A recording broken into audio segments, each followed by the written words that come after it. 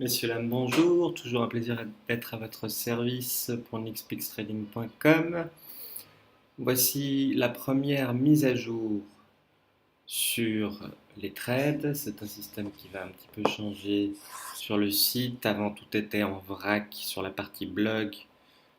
Maintenant, on va faire une page spécifique pour chaque élément que nous jugeons important. Donc, les recommandations financières d'une part, les mise à jour sur les trades ou les positions sur une autre page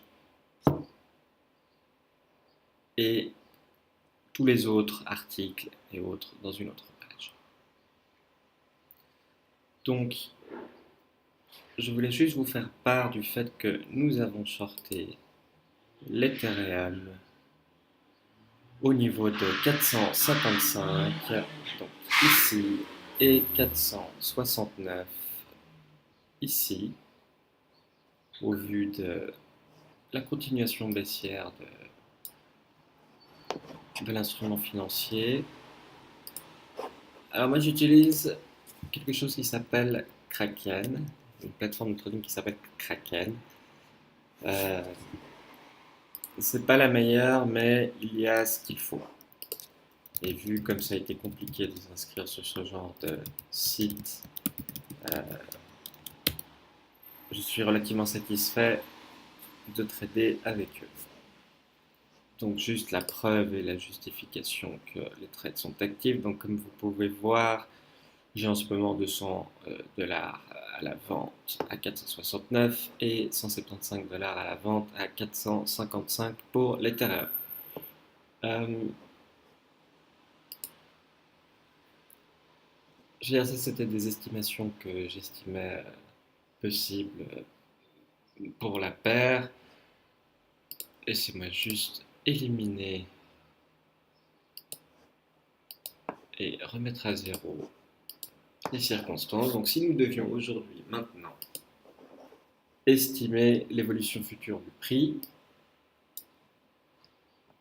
et ceci est un élément que je vous conseille de faire au fur et à mesure de votre histoire de carrière de trading, c'est de vraiment essayer d'imaginer le mouvement de prix en réel, donc de tracer vraiment ce que vous pensez, comment le prix bougera selon vous, pour vraiment vous donner une idée et une mise en perspective de votre pensée sur le moment. D'accord? Bien évidemment, il est toujours conseillé de penser à la tendance de fond. Dans ce cas-ci, la tendance de fond elle est baissière depuis la fin de l'année passée. Et donc, en ce moment, sur l'Ethereum, je pense que ce rejet baissier ici à 458, 460 est relativement important, même si le volume des acheteurs augmente. Nous avons peut-être une stabilisation des indicateurs techniques. Mais la tendance de fond est baissière, donc ça ne m'étonnerait pas de voir des exagérations à la baisse dans cette petite tendance haussière qui s'achemine. Pourquoi j'ai dit tendance haussière? Parce que nous avons peut-être une divergence haussière sur le RSI. Donc une divergence haussière veut dire toujours la même chose que ici, vous voyez, le prix baisse, d'accord, alors que le RSI augmente. Donc ça veut dire que la force des acheteurs, donc de ceux qui arrivent à retenir le prix à un certain niveau, donc ici par exemple, euh, commence à prendre le dessus et à avoir plus de force que les vendeurs qui eux favorisent bien sûr la baisse de cet indicateur. Donc pour qu'elle soit active, nous devrions casser des résistances, d'accord? Pour que cette divergence haussière soit active, il faudrait que nous cassions des résistances. Nous ne sommes pas encore là. Comme je vous dis, ce rejet à 460 me semble relativement important. Je vois bien personnellement le prix faire ceci, donc rechercher juste ce niveau ici à 455-456 pour la clôture de la bougie baissière mentionnée auparavant.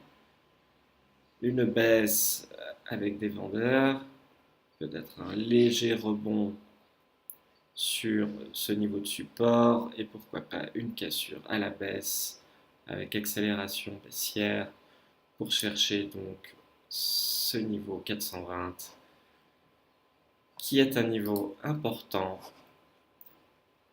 de support que nous avons touché fin de l'année passée 2017. Donc voilà mon point de vue.